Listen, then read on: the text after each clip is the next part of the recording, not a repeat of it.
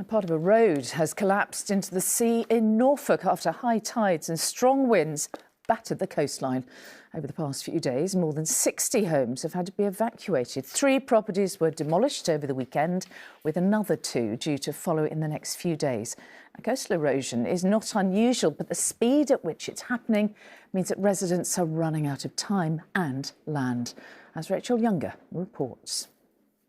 It is a stretch of shoreline that's as enchanting as it is endangered. Soft sandy dunes eroding faster than any other coast in northwest Europe.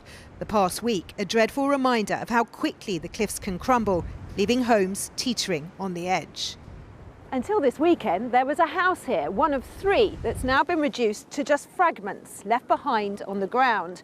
And by this weekend, the 2 neighbouring properties will also be gone, demolished before they can be destroyed by the waves. A combination of geology and changing climate has seen parts of Hemsby eaten away by surging tides. Several homes collapsing into the sea or being demolished in 2018 and 2013.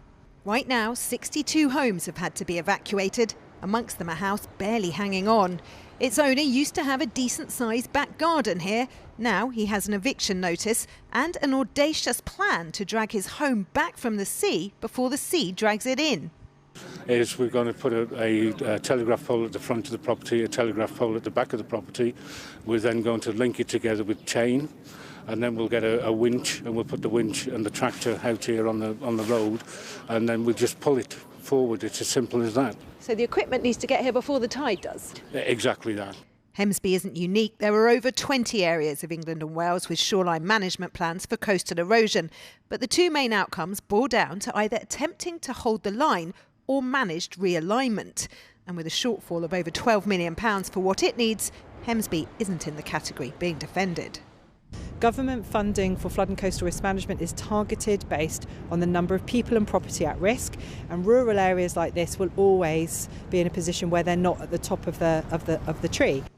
A bleak outlook for locals like Simon, who used to have another street between his house and the sea. It's terrifying, really. It's the only way to describe it. It's a constant stress now. It is absolutely terrifying.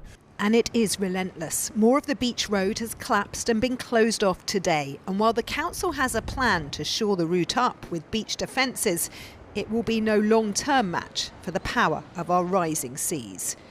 Rachel Younger, ITV News, Hemsby.